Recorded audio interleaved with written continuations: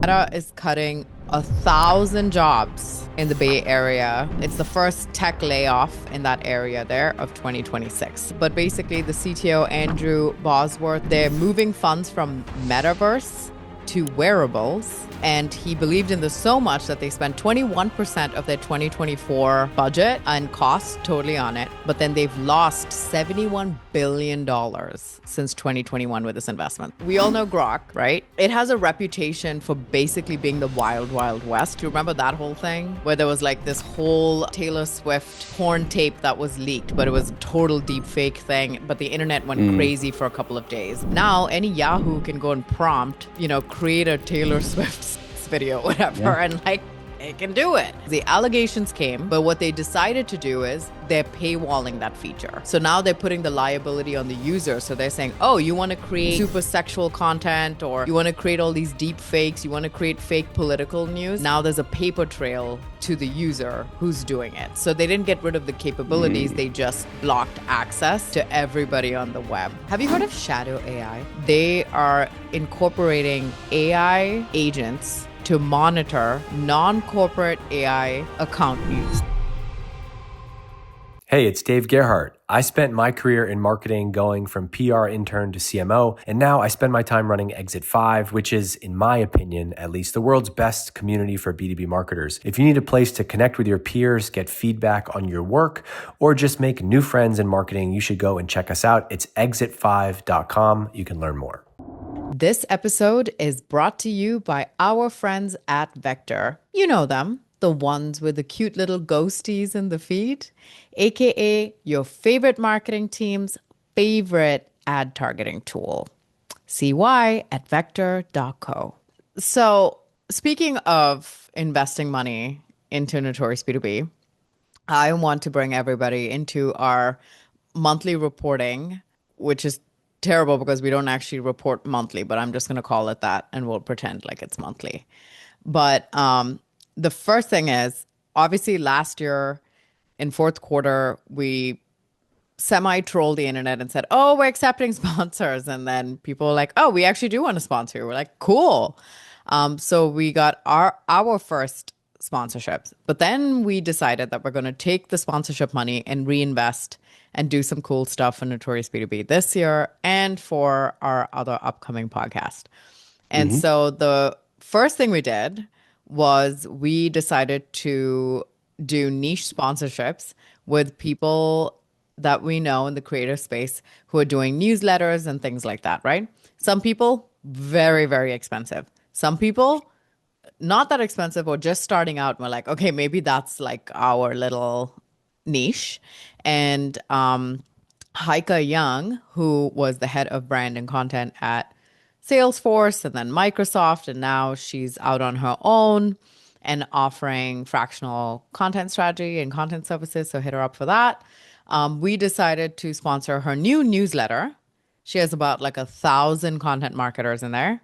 And the first edition goes out tomorrow. So I'm pretty excited about that because she sent us a video showing us all the stuff. And you're like, where is she working? Is she in a transformer? I'm like, and this is why I handle all the comms. So we are actually sponsors now. We're clients. Are we going to be good clients or bad clients? We're going to be founder clients. We're going to be founder clients. That know nothing about marketing. Just give her, I feel like it would just help her understand how business works. Yeah. Do that. If we Great. be hard on her. Amazing. I'm actually friends with this person, so let's try not to ruin friendships. I will say this, which is I went to San Diego to see a friend, and she is a big fan of the show. She's in B2B, well, kind of B2C, but she's in SaaS. And she was like, I love the show, but I have a newborn at home, and I'm just like doing 100 things. So I would totally read the newsletter because then I can skim through all the stories. And some of our ideas were to have things on the docket that we didn't finish during a week during the pod. We'd have that there as extra content. Obviously, the bonus being some extra space for sponsors because we want the information to be free. So every time we talk to the YouTube people, the newsletter people, anybody that we talk to, we're like, the information from this podcast should always be free. And so if there's a revenue source, it would be sponsors, but ultimately it was a creative project for us and we just want to be able to make B2B fun. And That's the end of the monthly reporting. Okay, moving on. We have our urgent all hands segment. We've had some urgent all hands like the last few weeks, which is interesting. But the big thing here is Meta is cutting 1,000 jobs in the Bay Area. It's the first tech layoff in that area there of 2026. So the start to many. It's an article by SF Gates, so you can go look it up. But basically, the CTO, Andrew Bosworth, announced it Tuesday, Jan 13th. They're moving funds from Metaverse to wearables. For those who are unsure, the Metaverse is Metaverse. this virtual world where users interact while represented by avatars. I had to like go look this up because I was like, what is it Oh, actually? I know, I'm pathetic. you don't remember the craze? I mean, I remember people talking about it, but I was like, oh, what a bunch of nerds. That's what It was I was like, so moved on. it was so lame. Was It was lame. basically it was like Skyrim, but for real people, right? Like It was like Sims for real like people. It Sims. was Like I could go, Skyrim. I don't know, I could go like meet Tim, but in the metaverse. Like we could hang out at a cafe, right? It Yeah, was but like it that. still looked like it was. But that's the thing. It just looked like Sims characters. It's not Yes, like yeah. avatars. I think that will be a thing, and it's obviously a thing in video games. Like people love that stuff, and I think that will be a more real world thing in the future. But like we're like 20 years out from that. Yeah, totally. Okay. So the sad part, not really that sad, but the sad part for Zuckerberg is that his dream was for Metaverse to reach 1 billion people, host hundreds of billions of dollars in e-com. Like he was like, people are going to be spending money in here and then supporting millions of jobs for creators and devs. And he believed in this so much that they spent 21% of their 2024 like budget and costs totally on it. But then they've lost $71 billion since 2021 with this investment. So they're going, pivot. So you know what? Even the big guys who've hit it big, they fudge up, they make mistakes. Just because you have the brand equity doesn't mean you're automatically going to succeed. You know what I mean? Yeah, So yeah, so all the 1,000 plus jobs are only in that metaverse reality labs department. None of the other ones are getting cut, and they're moving those funds over to the wearables, which you decided to finally pull the plug. yeah. I do have one of the Meta glasses. Got that recently. Yes. Honestly, and it's not like the ones that it's not like the newer ones where this is like the Ray-Ban 2s or whatever, the Meta Ray-Ban 2s. It's not the ones where you can like see in the glass and it like and there's like that wristband and you can like move stuff. I would have bought those actually if but you have to like get a demo. You have to like go to a Meta and I don't live anywhere near a Meta store. I don't live in California or anything like that Oh, or New York that's City. weird. So you'd have to Yeah. get a demo for those. So I got the twos, and basically the biggest thing there is like you can record off of them. It has some AI stuff. It has some like translation stuff. It has like some you can listen through them, which is actually very interesting. I'm actually kind of impressed with them. Like I kind of like them from like the video and even the sound part. Like you can take calls on them and stuff. It's interesting. Oh, okay. I didn't know all of that. I did think it was fun when you sent the video of you and Asher, your son, at the Yeah, trampoline park or whatever, and you're just throwing him around, but we're watching it from your perspective, and it's really sweet. it's pretty Um, cool. Like yeah. from that because like when I went with him before and I didn't have him, you try and take your phone out and like do this stuff like it's so hard and you just basically just click and all that and like I did it with the museum with them. Very very interesting. I'm actually very excited about them for like events, like B2B events. Yes. That's what I'm most excited about them. Like, and I already wear glasses, so it's not like crazy, but they look different. Yeah. But okay, in a work context, are you going to tell people that you're recording them? They'll know. There's a little thingy. There's a little light. Okay. Well, remind me not to tell you any secrets or gossip about anybody if I pull you aside for anything. I'm going to be like, are your glasses turned off? I'll never Well, trust it. I already have my phone, so that's always recording anyway. Yeah, okay. Yeah, so don't even worry about it. Everyone's listening at all Ah, times. okay. All right. We're going to move to big prompt energy since we're kind of on that train. But this was an interesting thing that happened. I did a lot of research on this, so I'm going to cover this Yeah, one. do it. But we all know Grok and Grok by Elon, right? His LLM situation. It has a reputation for basically being the wild, wild west, especially when it comes to image generation. So there's a lot of allegations that it does deep fakes really well. It's spreading political propaganda and fake news because it's so realistic with its imagery and video imagery and stuff like that. And so now there's finally this crackdown that's happening. But it's interesting how the crackdown's happening because the allegations came, but what they decided to do is they're paywalling that feature. So now they're putting the liability on the user. So they're saying, oh, you want to create, super sexual content, or you want to create all these deep fakes, you want to create fake political news. Now there's a paper trail to the user who's doing it. So they didn't get rid of the capabilities, Mm. they just blocked access to everybody on the web for it. And so, the whole thing is Elon's like fan base isn't super happy because they're like, you were the rebellious one and freedom of speech and all this stuff, and you're anti woke, so like we can do whatever we want. And so the whole debate is like, yeah, you manipulating freedom does not equal freedom of speech. They're just like taking advantage of it to create more harmful stuff in there. And so, yeah, so things escalated very quickly with the spicy mode, things like not nude, celebrities like Taylor Swift. You remember that whole thing where there was like this whole Taylor Swift porn tape that was leaked, but it was a total deep fake thing. But the internet went Mm. crazy for a couple of days. And so that's when it was the first, oh, this is scary. It could be anybody, making this content here. So now they're going to try to do some filtering on some of the aggressive content, but they're still just putting most of it on the user. So that's the crackdown that's coming with limitations with Grok. I mean, this is gonna happen regardless. Like, when you, Yeah. it's not just a Grok thing. Like, people were doing this before even AI. It just now it's easier. Yes, Like, exactly. people have been doing this forever, not forever, but like in the last couple of years. Like It's just photoshopping stuff. yeah, yeah, and like video editing and like think about movies. Like all the freaking I don't even know what you call it, but like movies are all fake. There's tons of stuff that like makes it look real. AI is obviously just making a lot of people be more creative because they can do it in a second. Uh, Hmm. this year is gonna be crazy with that stuff. It is going to be crazy because the people who were doing it before are somewhat technically savvy. Like they can actually Yeah, work with, tools and stuff like that. Now, any Yahoo can go and prompt, create a Taylor Swift sex video, yeah. whatever, and like it can do it. And so now they're like, okay, if you want to do that, that's fine. But one, you got to pay, which some people are fine with. And two, you need to tie it to, you know, a username or like bank account or whatever, which again, I'm like, I feel like you can just make an email like my husband does, Testy McTesterson, and some random credit card number. Like, can you really, I guess federally, maybe you can tie it back. Well, I wonder if that's more for not maybe porn stuff, but like faking a Political stuff. shooting. Yeah, political stuff. Yeah. Like Yeah.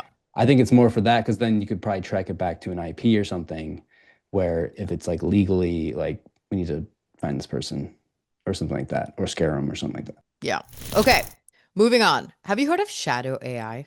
No, it's probably in the shadows. No, shadow AI, which is funny that it has a name now.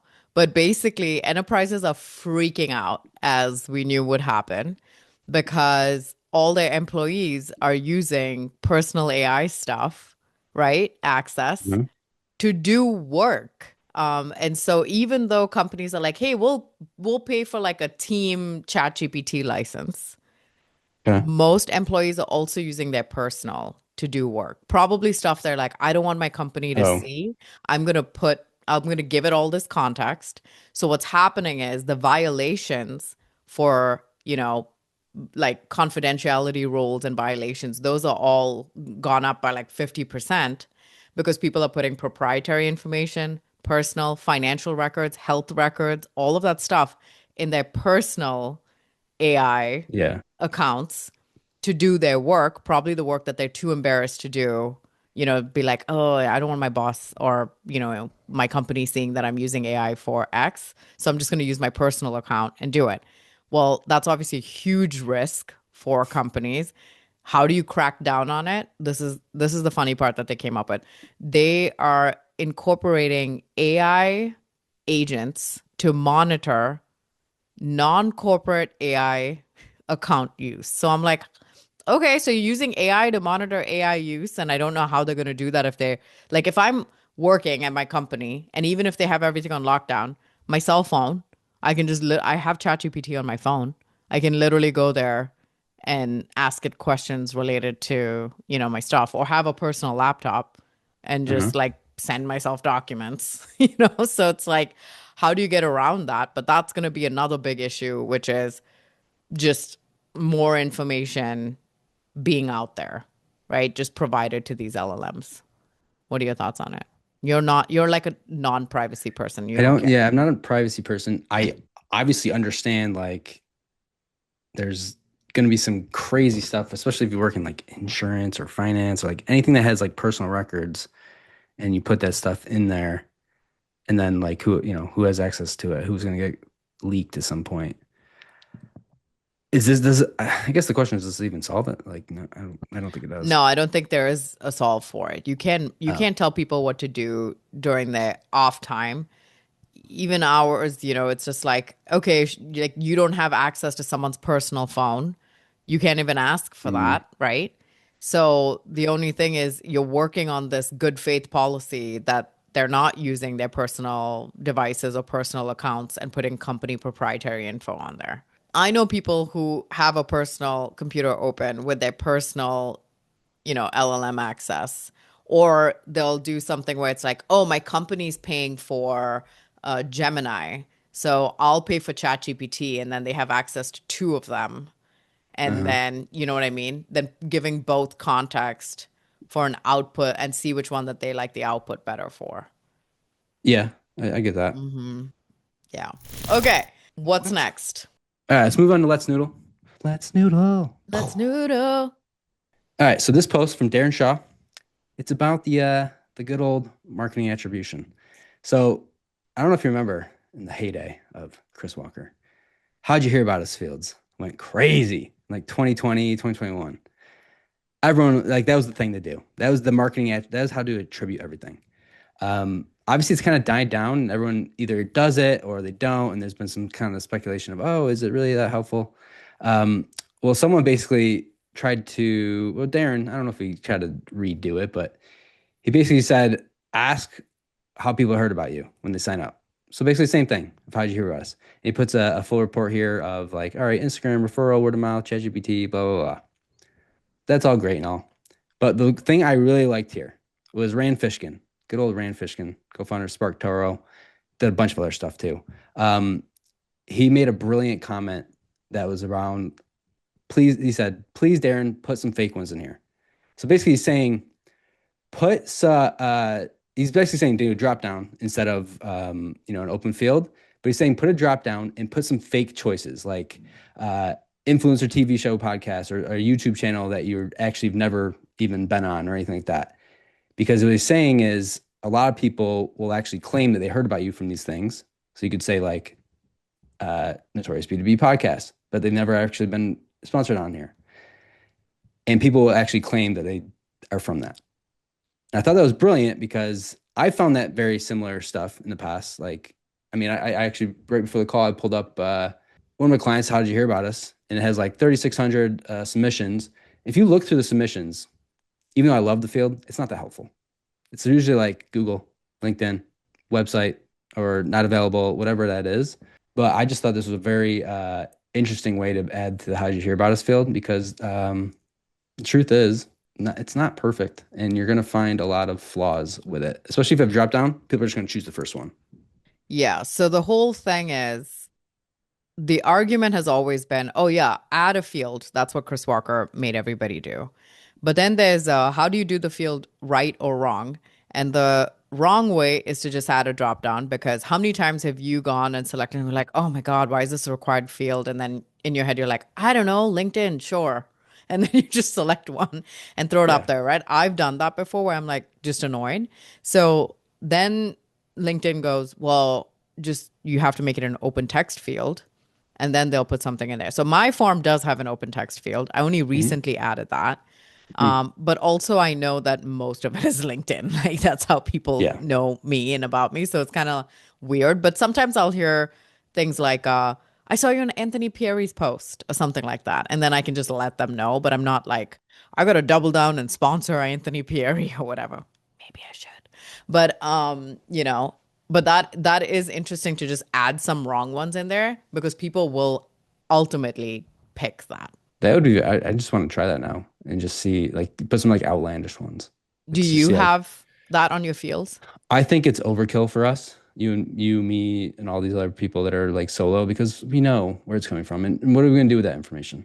I don't know, expand, run thought leadership. No, no, you're not. No. You're not going to sponsor an Anthony Pierre post. You're just friends with him. You're not going to sponsor one. I just don't think it's that helpful. I think it's very helpful for many companies. I think it is extremely helpful. There's going to be 50% of just like nonsense. But I do think it's very helpful.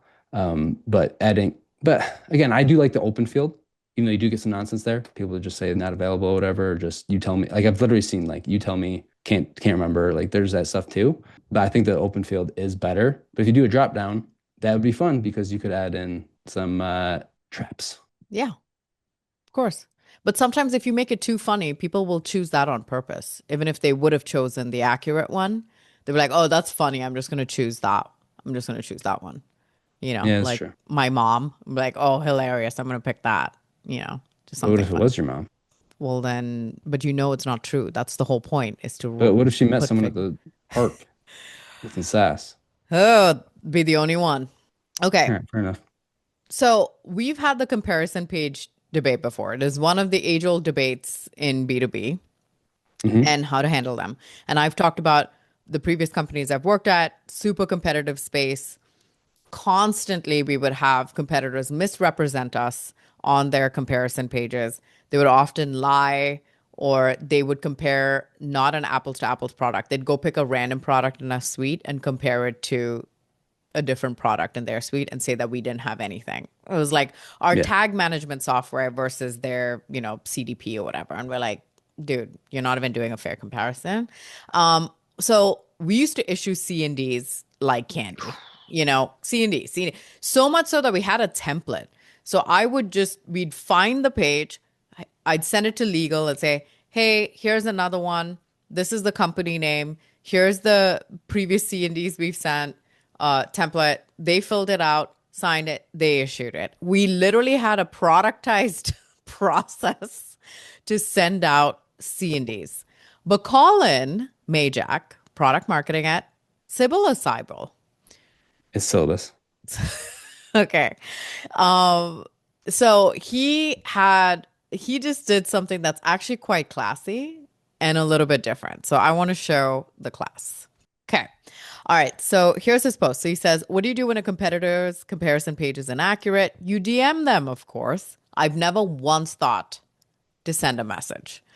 No? And no. So he said, one of our competitors has been aggressively bidding on our keywords and running traffic to their comparison page. No problem, totally fair. The issue is that the page isn't very accurate. We debated internally what should we do about it. When I worked at Apple, we often use the mantra assume positive intent, which I actually love because I It's don't do good. that often. Yeah, it's pretty good. My assumption, it's probably an old page that converts well. We all fall behind on website updates, so why wouldn't they? So instead of trying to lawyer up and send a C&D, I just pinged one of their marketers to see if they'd update it.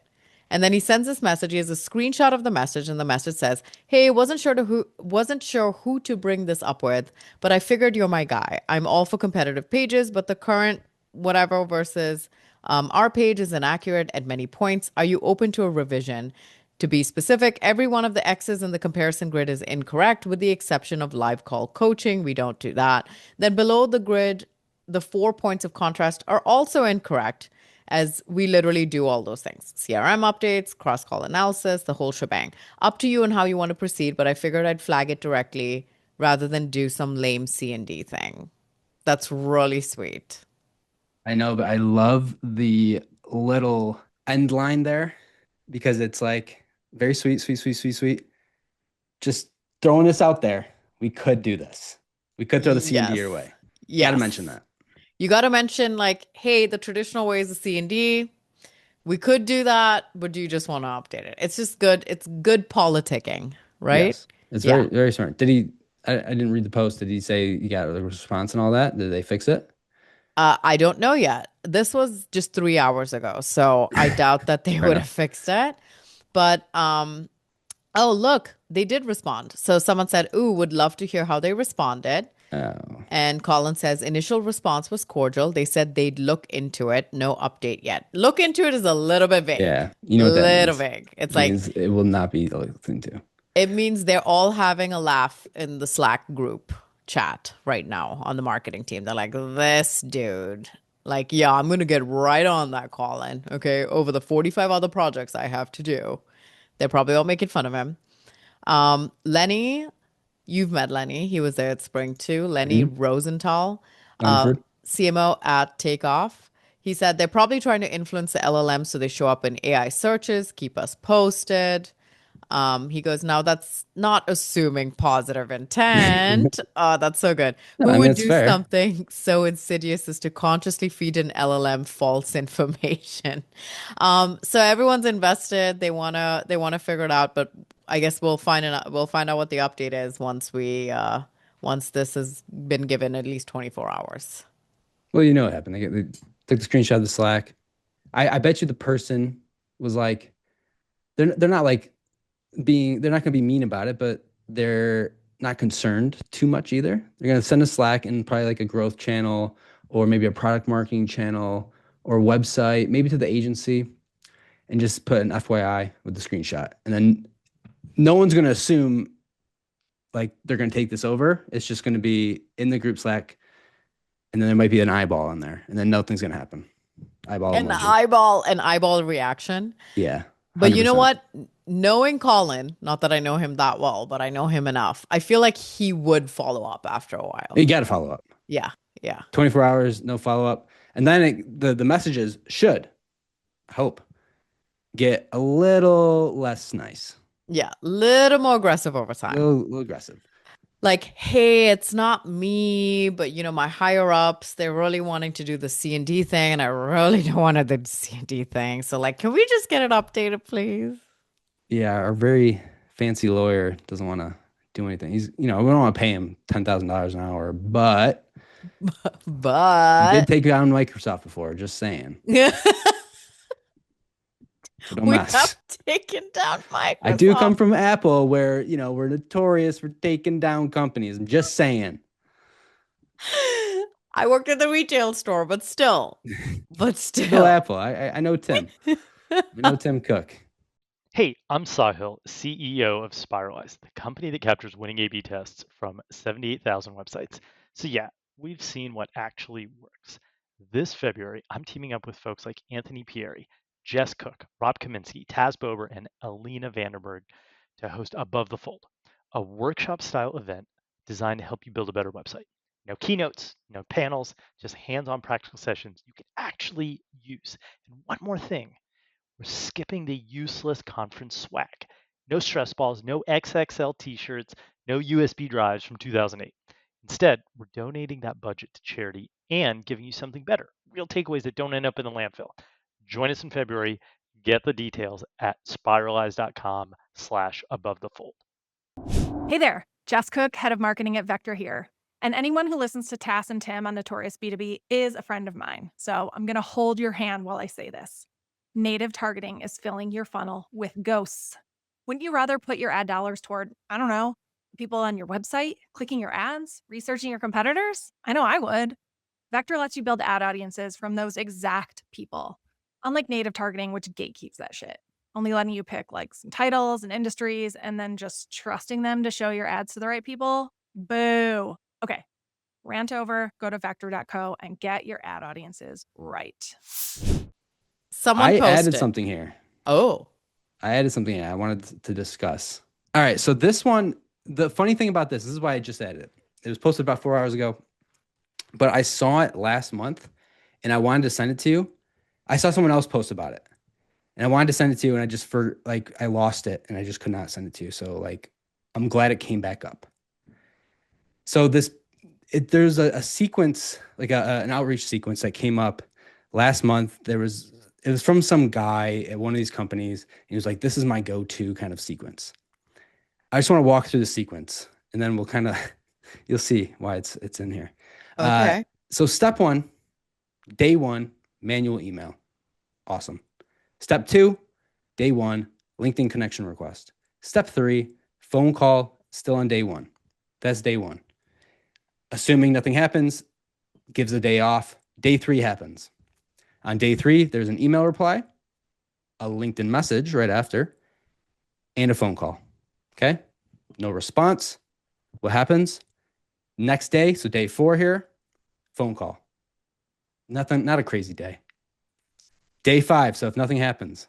Next day, after that, so day 5, LinkedIn message.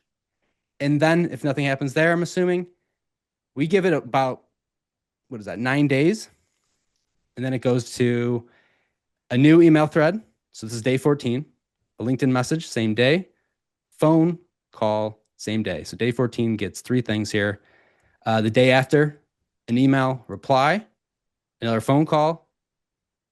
And then day 17, this is the last thing. You get one more phone call, one more kind of jive there, and then a breakup email on day 17. So it's a 17-day, 15-step sequence. But I want to kind of add it up here. So you got 1 phone call, 2, 3, 4, 5, 6 phone calls. And you have, a number of emails, LinkedIn connection requests. So basically the message I saw like in December was, this is like the how to break into accounts. This is how to break into an account. This is like the step, how everyone has their outreach sequences. I'm just glad it got brought up because if I was on the receiving end of this, no, you're not, I'm never buying from you. 6 phone calls? I'm sorry, what? What? Oh. Okay. How does this work? Can I tell you where I fall off? Day 1. Immediately reading this. No. No. My fall off happens on step 5. So, or LinkedIn message? maybe around step 8 if it's a second one. So Ooh. when I add someone and I'm like, I'm already suspicious, but I'm like, whatever. I'll give them, I assume positive intent. So I Gotta assume, assume positive intent. yeah, gotta assume the calling API. rate. API. Yeah, Assume API. you did it. Oh, API. that's great. Yeah. Yeah, I like that. This is going to be a Okay. new segment. Yeah, new segment. API. Okay, so API, that's fine. And then they do end up pitch slapping me, right? Yep. I just leave it alone. I don't respond. Nothing happens. I'm like, There. okay, you know what? API. You're hustling. I get it. Maybe you take the hint. I'm okay with one pitch slap. Do I read them all the time? No. You can always tell what the pitch slap's like. The worst pitch slaps are the ones that are slow lead in. Like, how's your day? How's business going? I'm like, I know where you're going with this. No reply, right? Automatic. Now, when the second one comes, nothing irritates me more. It's like I never responded to the first one. And now you thought that was okay to then send me a second one, just regurgitating some sales message, immediate block. I block the person immediately. What? I got a cue here. First message comes in. Uh-huh. You see it. Obviously don't respond. Are you archiving? Do you move it to other? No. It sounds like you block on the second message. I block on the second message. I just don't respond. Everything else is just unread. Doesn't matter. It just goes. You don't even archive. No. You are a silly person. Archive Why? that shit. Archive that. That's so annoying to leave it up there. That's like an inbox non-zero annoyance. I'm terrible at managing my LinkedIn DMs. Terrible. And I'm worse. I can promise you that, but I still archive. Yeah. Well, okay. Do you still archive or are your VAs archiving? Both. Okay. I don't archive, but my VA now has access to my LinkedIn. Be very proud of me. And she will be archiving conversations for me. Fair enough.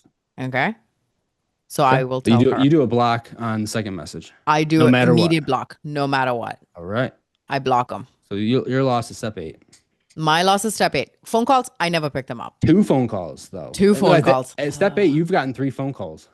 Yeah, no, I mean, but I don't pick up to tell them to buzz off. I just don't pick up.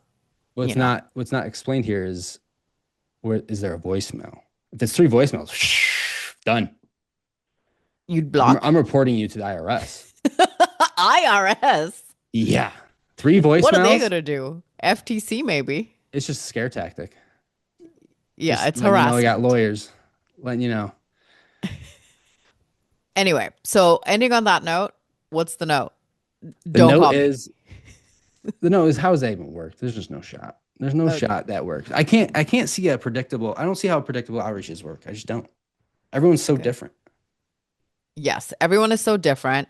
It's also so much about volume with outreach and then timing.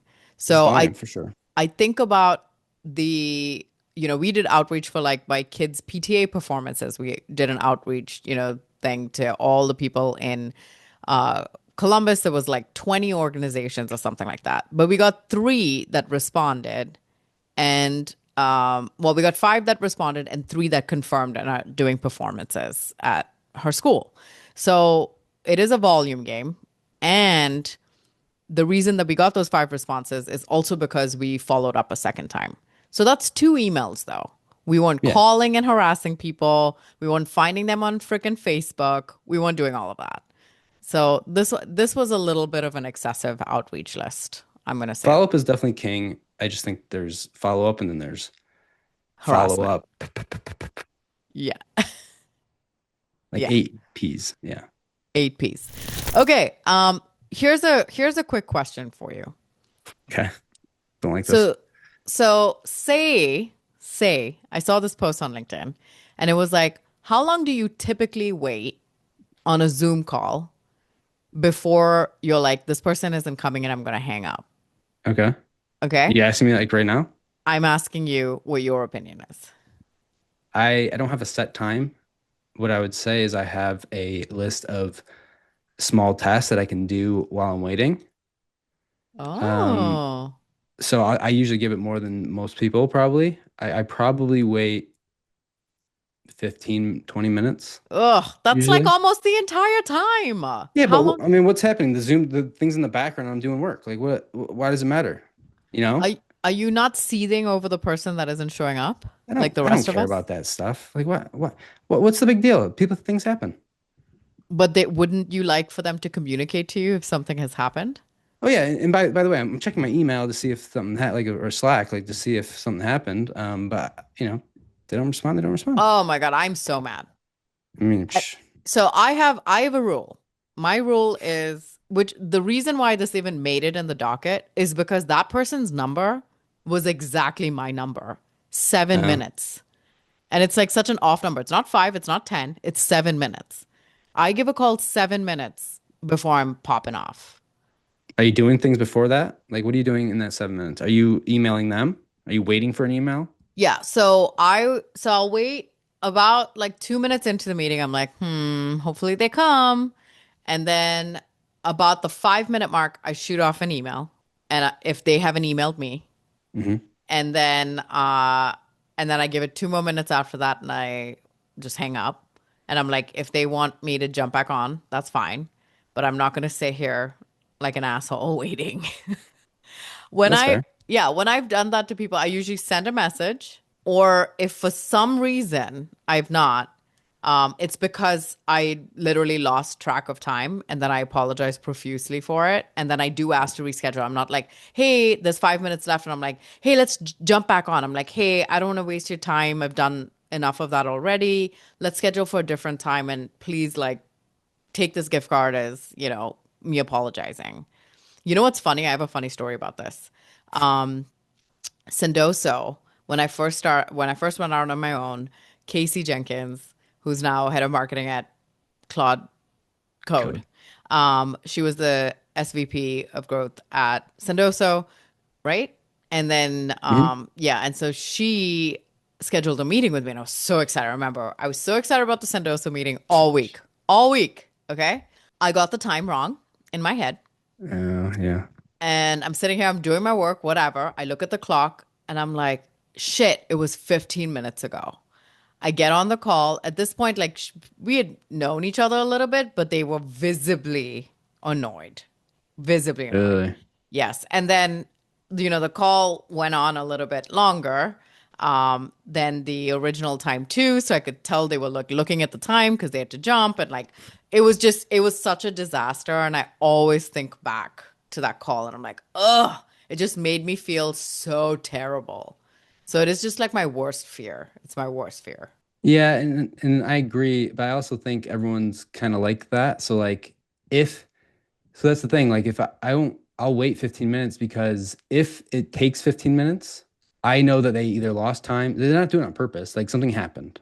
Like you and me, like if we're gonna be late, we're gonna try and email them. Like, yeah, maybe 2 minutes isn't a big deal, but like if it's anything past that, we're gonna email or Slack or whatever that is and let them know, hey, I'm late, just want to let you know, blah, blah, blah. If I don't hear anything and it's been like 15 minutes, I know that something just happened and they don't mean it. So I don't care. Like it's not You're, like I get it. you're I've nicer done than it. everybody else. I've done it. I've lost track of time before. I've scheduling problems, like, and I just didn't even see it. Like something didn't, like, so it happens. I get it. You're nicer than I am then. Was in a car crash. Like there's that too. Like, stuff happens. Okay. All right. 15 minutes. That's not what I was expecting. Are you a very patient person in general? Yeah, but that's the thing. But I'm not because it's not like I'm just sitting there Wasting time. twiddling my thumbs. Like I'm doing stuff. Okay. All right. Or I'm on my phone, like whatever it is. There's something that's happening. It's just in the background. And a lot of times it's like I have to let them in, so I'll see the notification. Wow, what a busy guy. Busy Not guy. really. It's just Okay. smart. Moving on. So this is an interesting one, but for some reason I get pinged on like FTC lawsuits. But this was an interesting lawsuit. So the FTC is suing this company called JustAnswer over shady pricing tactics. And I'm like, if they're suing some B2C company for this, everyone in B2B is fucked. Like, that's just what it is. Okay. Have you heard of this website before? JustAnswer? No. Okay, so for anybody listening and Tim, JustAnswer is a website where you can go and ask a question to any expert. It could be like a lawyer, a mechanic, a contractor, whatever. And you can be like, hey, how much is this kitchen reno gonna cost me? Or how much should it cost? So you can go and ask any question, get an expert answer within minutes, whatever. Now, the way their pricing model works, so they've said that it works, is them saying, hey, you can join the service and have access for as little as $1 to $5. Okay. So people are thinking, oh, cool. I just have this one question. I'll just join really quick. I'll ask this question. So essentially, someone doing the math would be like, oh, this answer is going to cost me like $2 or something, whatever, right? Based on what expert they're asking. However, when they sign up, the company automatically enrolls them into a monthly subscription without notifying them. And a monthly charge occurs almost immediately. And that is for either $28 all the way up to $125 per month. And that's Whoa. it. Yeah, you're in. You're in it now with no disclosure. So obviously they got a bunch of complaints. FTC sues them and says this is what they're saying. They're misleading, right, users. But this is the quote that I want to read from the director of the FTC's Bureau of Consumer Protection. Okay. JustAnswer's misleading pricing tactics obscured the true price of its services, preventing consumers from making an informed choice on whether JustAnswer services were worth it to them. The FTC is focused on ensuring that online sellers transparently price their services. And then I wrote next to it, we are screwed, LOL. Because what does B2B not do? No pricing. Yeah, half of B2B does not even show pricing. And if they do, somehow the customers do find out, like you go on Reddit and you're like, hey, how much does this cybersecurity software cost? You'll get quotes anywhere from 30 to 50 grand because, like they just charge based on many factors. And then the ones that do show pricing, it's so overly complicated, right? That it's like, it's overwhelming to a user. So they're like, I don't even know what this is going to cost me. I guess I'll find out. So if the FTC is doubling down on that, then, we're just sitting here B2B like, come get us. How come we never get sued for stuff like this? I think we're not big fish, and I also think there's loopholes. We're not big fish. So the only reason is this is, obviously direct to consumer. Yeah, that's what I'm saying. And the FTC also relies on people reporting it. So it sounds like B2B buyers just need to start reporting this shit. Like we don't have the volume B2C has to, like Right. they start getting 1,000, 2,000 reports, fine. 1,000, 2,000. That's like as many customers as some of these companies have. So Right. one or two Z reports aren't going to do it. So I think it's also a volume game. Yeah, but I wonder if there's also loopholes. Like if you don't show it, like do they really need to? Because the difference between like the transparency of the price being on there and it being wrong, and and then there's also the just no pricing. If you don't have pricing, like it's almost like it's a loophole. Like you don't have to, you're not going to be a part of this NL because it doesn't matter because there's no misleading. It's just not showing you. There's no promising. Yeah.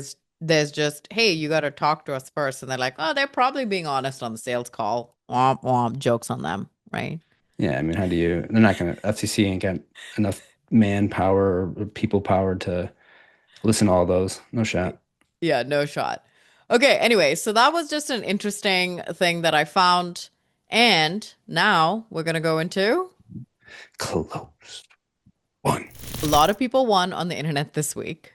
Yeah. And that's you're fair enough. covering, you're Yeah. covering it this week. Let's go. It's freaking right. First up, we got Adamola. It's a picture of him on a phone as a little wee lad.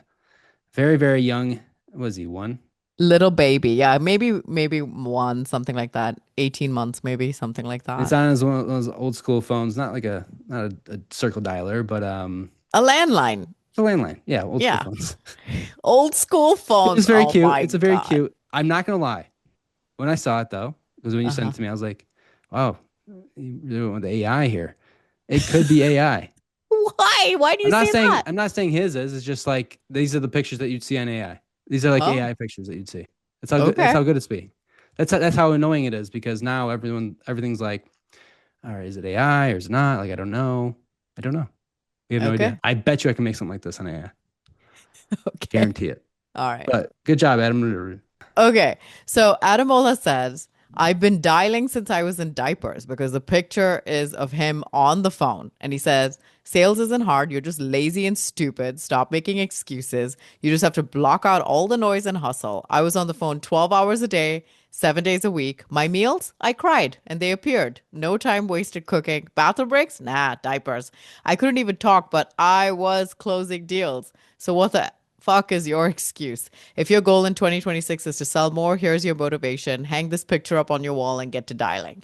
And then he comments further on his post with him as a kid in a little toy car. And he goes, bought my whip with cash, got on the phone now. And then he goes, last call of the day, $6 sold. And it's another picture of him on the phone walking around. And then obviously I had to also get some attention from this post. So I posted me. I said, hey, me too. 996 since I was 6 months old. And it's me on the phone as well. I'm like Yours probably AI. 3. Shut up. But But yeah, anyway, It's funny. It's good. yeah, Post. it did pretty good. I love when people troll LinkedIn. It's like my favorite thing. Okay, next. It's getting hard. Everyone's trolling. Next up, Jen Allen Newth, the mastermind of LinkedIn. Queen. Absolute. Just love it. She says, yesterday I had 100K followers on here. I got to say, I got to step back real quick. 100K is crazy. Oh, it's insane. But you know what? You know who else is insane that I happened to look at today? Dave. What? Dave's Dave at G? 193. He's gonna be like he was big dog before. At 200K, you're like big dog. Yeah, he's gonna move into motivational posts for sure. Yeah, he's gonna be Motivational like quotes. Tony Robinson. Yeah, TR. Yeah, for sure. TR. Okay. But she says, I had 100K followers in here. You peasants will never know what it's like to join the six-figure club. So here's what happened when I achieved this impressive milestone. I boarded my United flight to New Orleans. First class, obviously. An internet celebrity can't be seen among the commoners. A hush falls over the cabin. A slow clap escalates into a full standing ovation. Sheepish, I bow my head and insist to be treated like any other non-famous passenger. The pilot timidly approaches me. An autograph for my child. She's not well. I decline. Unpaid work for my exposure? I think not. Instead, I demand 100,000 Stroop waffles to commemorate my achievement. That's actually a pretty good idea. AirPods in. I'm sure they're the 5s. Ready to drift off to my custom playlist, podcast episodes with me in them. Buzz, buzz, a text, it's my husband. Honey, great news. Thanks to the enormous check you received from LinkedIn from crossing 100K. But I was no longer listening. I was lost in my own thought leadership. I whisper, what if I turn this moment into a post? About turning moments into posts. The women and children cry. The men nod their head in solemn agreement. As I deplane, I trip over an iPhone charger. This isn't a setback. It's an obstacle I've overcome. Hashtag authenticity. In all seriousness, thank you for engaging and following along. Blah, blah, lame stuff there. I'm grateful. Yeah. Oh, it did so well. It She's did got, really well.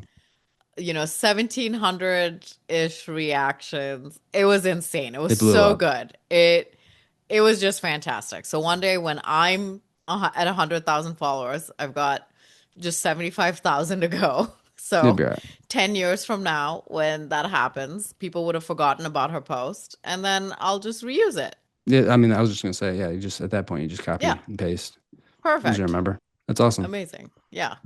Okay, who's right. this guy? Todd Clauser in the flesh. I don't know. It's Tim. I literally cannot cover You my can't cover posts. you can't cover yourself. So Tim put out a post yesterday, and I thought it was hilarious. But he said, "I would like to propose a new marketing title: performative marketer. No, not performance marketer. Performative. This is a marketer who has adopted the modern archetype of a B2B marketer who knows their stuff, but they don't. They make it look like they do on LinkedIn, but it's just stolen content, gated comment AI workflows with headlines that lie, Twitter screenshots from 3 years ago, and clearly AI written slop. All performative. No actual knowledge of how to do marketing. Hence, performative marketer." I was rolling. I laughed so hard, and I was just like, yes, this is good. I need to. And then I think I commented, and I was like, wait, why does this make sense? I thought I was ready. I was ready to troll back. And I was like, no, wait, this totally makes sense. Most of LinkedIn is like 15 years experience in performative marketing. It's true. I mean, yeah. It's so good. It did decent. Not did all right, not yeah. not Jen Allen No, decent. it's not no JK Rowling over here, but J.K. Rowling. yeah, it Yeah, was that all was right. pretty good. Okay. But it's true though, because the thing is, I've been thinking about that for a couple weeks, and I was like, what if I just start calling people performative marketers? I just like comment it, and I was like, no, it's just not gonna do anything because people Which won't is understand it. No, they'll think it's a typo and they'll be like, thank you so much, Tim. Exactly. But you know the joke. But no, that's what makes it funny. I think that you Yeah. should do that. I look forward to seeing your comments on other people's posts. Moving on. Yeah, I moving found on. some influencer in the wild here. His name's Nash. Put out a banger post. Banger. Nash Bober, I think it is. Boblet. Bob Says 4 days in office isn't hybrid. 1 day a week, WFH, work from home, could be found years ago, pre-COVID. If you require 4 days in the office and assume one work from home day drives productivity, think again. That day becomes the catch-all for appointments, errands, and life admin because it's the only flexible time people have. At the same time, 4 days of commuting drains time and energy. By that time, work from home day arrives. It's about recovery, not peak output. That's not hybrid work. Real hybrid work requires genuine flexibility, not a single pressure belt. Are you guys related? Yes, that's my husband. So, okay. So Y'all got two influencers? okay, so my husband, first of all, when I started posting on LinkedIn, he made fun of me for the first year. And then after that, he was like, oh, how hard could it be? So he starts posting stuff and then getting crickets. And he's like, oh, this is actually hard. And then he randomly posts this. And it's not one that he put a ton of effort into. It's always those ones. It's always those ones that do well. And then he's like, dude, and 4 a.m. or whatever, the next morning, he's like, oh, it's at 200, reactions or whatever, which is most he's ever gotten. He has like 2K followers, whatever. And then it just kept climbing because LinkedIn's doing this thing with the slow burn. And of course, he has been insufferable since because every day it's like, hey, do you need me to write your post for you? If you need me to look over your post, just let me know. Yesterday, I asked him to put batteries in something, and he's like, listen, I can't spend my time doing this stuff, okay? I need to focus on my thought leadership. I need to do a lot of thinking. I need to come up with these viral ideas because people expect those from me all day long. This man cannot do well again. Like he cannot. For the sake of our marriage, he cannot do well again. It has been terrible. Honestly, I think it's appropriate. He's carrying the influencer badge now. Yes, I and think he deserves it. you sent me a plaque that I need to make him, right? Yeah, I think that'd be hilarious. Yes. Yeah. I think that'd be very, very funny. Kind of like the YouTube plaques that you get when you get like 100,000 subscribers. Hilarious. Yeah. Okay. I'll do Good for that. him. Yeah, good for him. Influencer on the rise here. On the rise.